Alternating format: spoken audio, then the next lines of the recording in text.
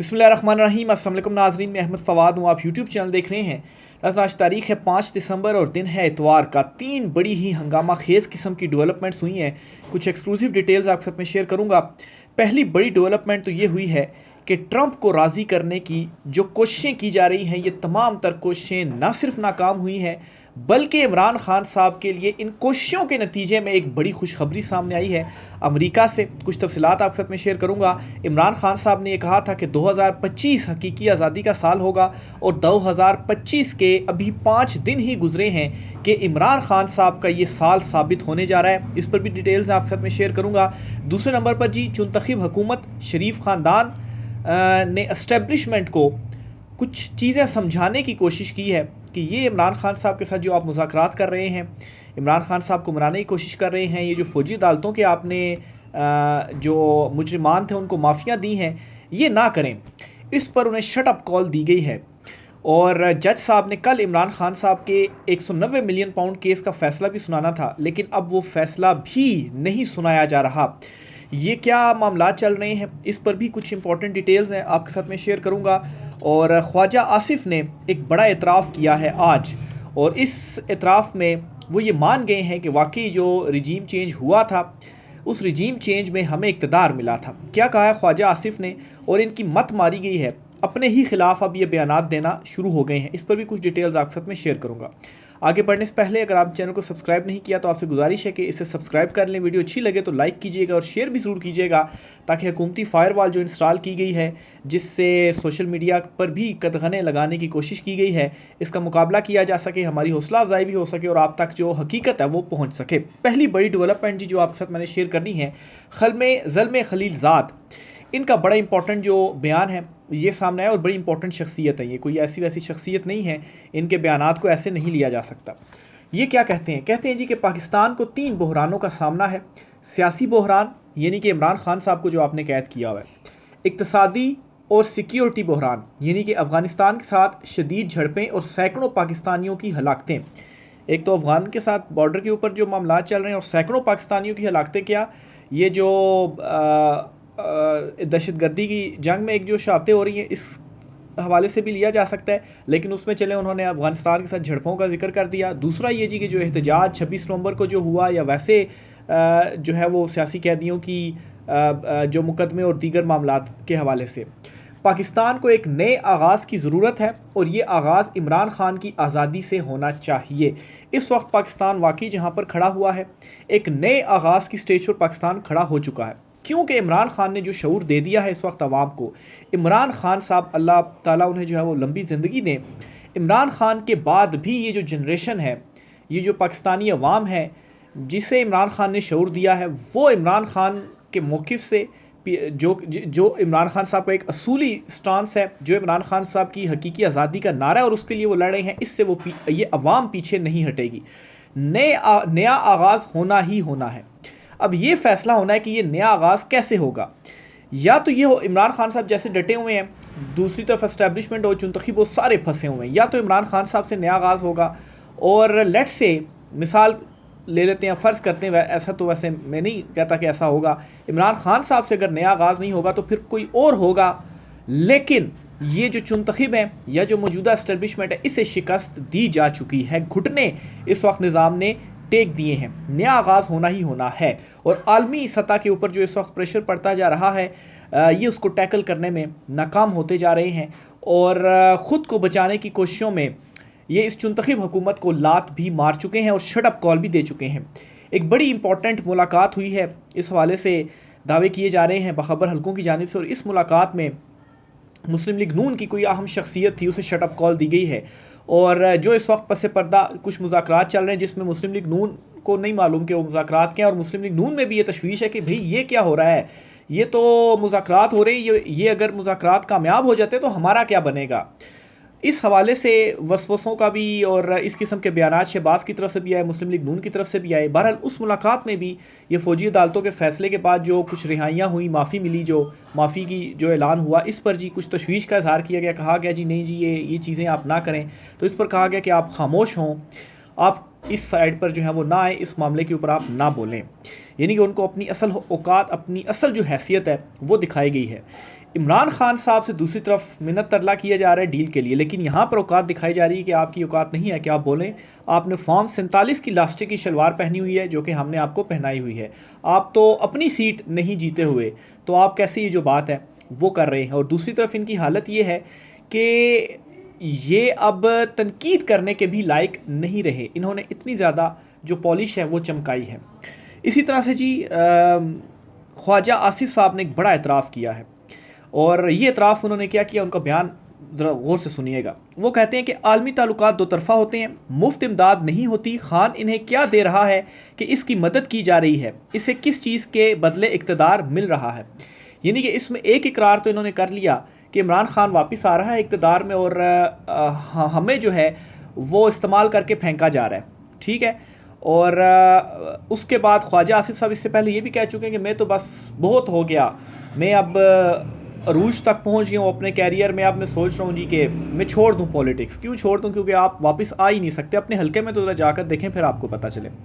दूसरा ये इतराफ़ करते हैं कि आलमी ताल्लुकात दो तरफ़ा होते हैं और मुफ्त में इमदाद नहीं मिलती। यानी कि ये जो रिजीम चेंज हुआ है, इस रिजीम चेंज के बदले आप इक़्तिदार में आए हैं और आपको लाया गया और उसके बाद आपकी चुनतखब हुकूमत बनवाएगी, इसमें भी इकरार है।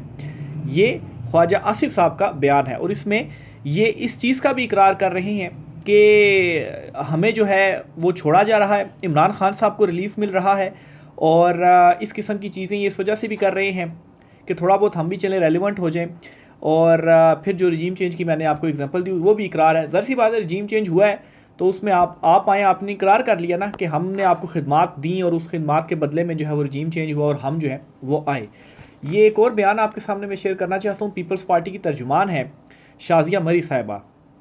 ये जो हुकूमत है, इस हुकूमत को जो है वो परेशानी सिर्फ एस्टेब्लिशमेंट की तरफ से नहीं है, बल्कि पीपल्स पार्टी भी अब इनके ऊपर जो मलबा है वो डाल रही है। इनका मसला ये भी बन चुका है कि ये सारा मलबा डालें तो डालें किसके ऊपर। जो भी ये बयानियाँ बना रहे हैं वो बयानियाँ इनके अगेंस्ट जा रहा है।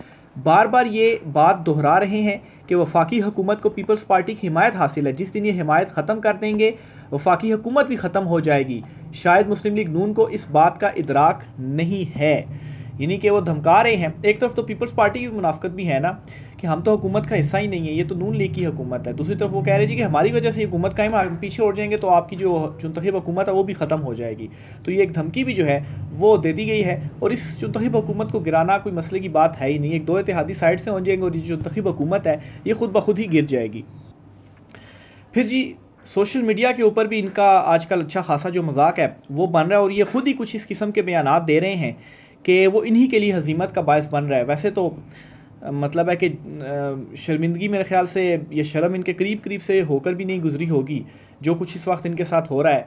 जो बड़ी डटाई के साथ ये हुकूमत में ओहदे लेकर जो है वो बैठे हुए हैं। ज़रा सी भी कोई गैरत शर्मिंदगी होती तो रिज़ाइन देकर वो चले जाते और कहते जी कि हम तो चुनतखब हैं, ये फॉर्म 47 की लास्टिक की शलवार है। जिस तरह से एक दो मुस्लिम लीग नून के रहनुमा है, बिशार खान अब्बासी देखें ना, वो चले गए, नून लीग ही उन्होंने छोड़ दी।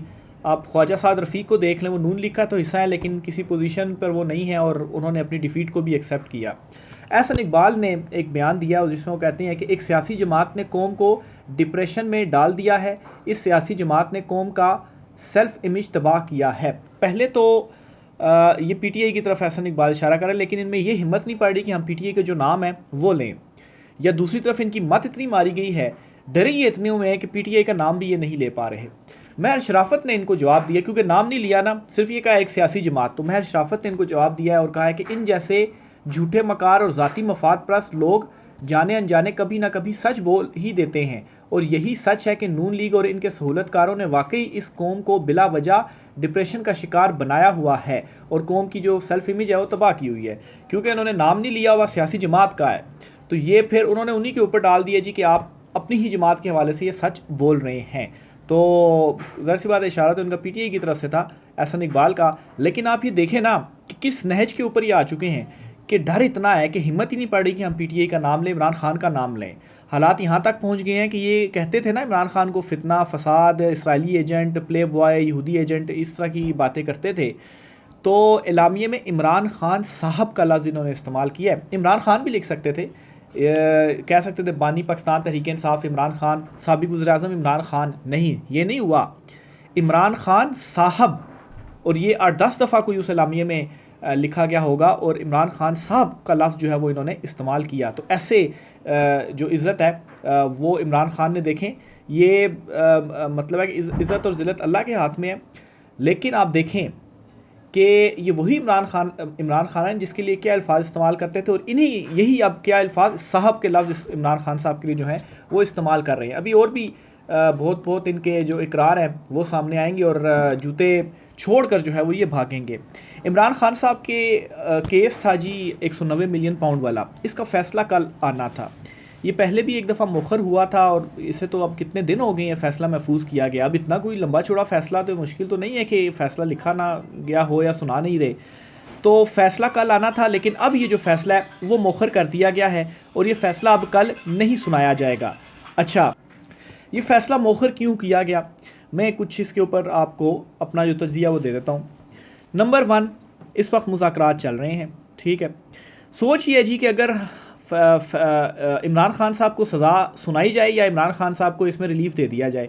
अच्छा देखें, अब ये कितने फंसे हुए हैं कि इनको ये भी समझ नहीं आ रही कि ये फ़ैसले में अब क्या सुनाया जाए। और इससे आप अंदाज़ा लगा लें कि जो अदालतें हैं वो कितनी सियासी बुनियादों के ऊपर किस तरह से जो काम है वो करती भी। अदालतों का काम आईन कानून के मुताबिक फ़ैसले करना, लेकिन खैर जो कुछ हुआ है इस मुल्क में और जो कुछ हो रहा है और जिस तरह से अदालतों के ऊपर ज़ाहिर टेक ओवर किया गया है, तो ये आप बिल्कुल तवक्को रख सकते हैं। अगर इमरान खान साहब को सज़ा सुना दी जाती है तो इमरान खान साहब को कैसे संभालेंगे? इमरान खान साहब की मज़ीद पोजीशन जो है वो मुस्तहकम हो जाएगी। फिर दूसरी मुसीबत ये पड़ी हुई है कि अगर इमरान खान, और फिर चूँकि मुज़ाकरात भी चल रहे हैं जी, हम आगे डील मांग रहे हैं और ऊपर से ये सज़ा सुना दी तो फिर हम किस मुँह से जाएंगे? फिर दूसरा जी कि अगर इमरान खान साहब को सज़ा नहीं सुनाई जाती, रिलीफ दे दिया जाता है और मुज़ाकरात में इमरान खान साहब इनकार कर देते हैं, तो इमरान खान साहब के ऊपर दबाव कैसे फिर हम बरकरार रखेंगे और अपने ही मौक़िफ़ से फिर हम पीछे हट जाएंगे कि मतलब अपनी ही मुखालफत हम लेंगे कि देखें जी कि हम तो 190 मिलियन पाउंड पे क्या बयानिया बनाया गया था, तो इमरान खान साहब को तो रिलीफ मिल गया, अदालत ने छोड़ दिया है। फिर इसी तरीके से ये है जी कि इमरान खान, इससे ये भी एक चीज़ सामने आ रही है कि इमरान खान साहब से सिस्टम जो है, ये जो निज़ाम है, इसने वाकई घुटने टेक दी और कैसे ये डरा हुआ है कि समझ भी नहीं लग रही कि क्या करें और क्या ना करें। इंतज़ार इस बात का किया जा रहा है कि ट्रंप भी हल्फ ले ले, कुछ डेवलपमेंट्स हो जाएँ, फिर उसके मुताबिक चीज़ों को देखा जाए और आगे जो है वो बढ़ा जाए। लेकिन मज़े की बात यह है कि इमरान खान ने इनको डेडलाइन दे दी है कि 31 जनवरी से पहले पहले अगर मुज़ाकरात हो जाते हैं तो ठीक है, उसके बाद मुज़ाकरात नहीं होंगे। देखिए, इमरान खान जेल में बैठा हुआ है और जिसने रिलीफ़ लेना होता है ना, वो ऐसे बात नहीं करता कि ये तुम्हारे पास आखिरी डेडलाइन है, इस टाइम तक मुज़ाकरात हो गए तो ठीक है वरना कोई नहीं। जो बज़ाहिर इस तरह से चूँकि ये बयानिया बना रहे हैं कि इमरान खान को रिलीफ़ देना है, तो भाई अगर आपने रिलीफ़ देना होता ना तो आप कहते कि इस टाइम तक मुज़ाकरात ख़त्म हो जाने चाहिए। मसला ये है कि आपने डील लेनी है और इमरान खान आपको टाइम दे रहा है कि इस टाइम तक मुज़ाकरात हो जाने चाहिए। तो ये जी इस वक्त सारी सूरत बनी हुई है। आखिर में आपको बताता चलूँ कि ट्रंप को भी इस वक्त राज़ी करने की कोशिश की जा रही है और इमरान खान साहब से तो वैसे ही ट्रंप की दोस्ती है, बयानात आ गए हैं। ट्रंप ने जो कुछ तैनातियाँ की हैं वो सारी इमरान खान साहब के हक़ में जा रही हैं और बयानात भी इमरान खान साहब के हवाले से आ रहे हैं। और अब तो ये भी दावे किए जा रहे हैं कि नून लीग डरी हुई है कि कहीं ट्रंप ने इमरान खान को इन्वाइट कर दिया तो फिर क्या होगा, अगर इमरान खान जेल में ही हुआ, इमरान खान ना जा पाया तो ट्रंप और मज़ीद नाराज़ हो जाएगा। ये भी इस वक्त इनको परेशानी लाहक है, ख़ास तौर पर इस्टेब्लिशमेंट को भी। इसके लिए जी जो ट्रंप का सबसे करीबी साथी है एलन मस्क, उसको राज़ी करने की क्या कोशिशें हैं जी। एक तो स्टारलिंक और ट्विटर बहाली, कल ट्विटर बहाल हो गया था, आज खैर फिर से ट्विटर अभी नहीं चल रहा VPN के बगैर। और दूसरा जी स्टारलिंक ये लाने की कोशिश कर रहे हैं कि स्टारलिंक को अगर पाकिस्तान में इजाज़त दे दी जाती है तो ये दो चीज़ें एलन मस्क को दी जाएंगी। देखिए, हम स्टारलिंक पाकिस्तान में ले आए हैं और ट्विटर बहाल कर दिया तो आपका हमने फ़ायदा कर दिया, ज़रा ट्रंप को राज़ी कर लें।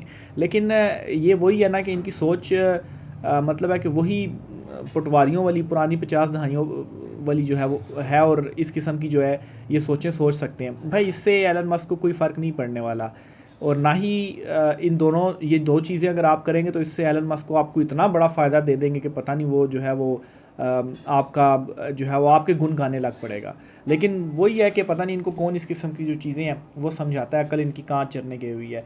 बहरहाल जी जो सऊदीया वाला बयानिया था वो भी इनका पिट चुका है जी कि सऊदीया के ज़रिए अमेरिका को हम मना रहे हैं और मैसेज चला गया, वो बयानिया भी इनका पिट गया है।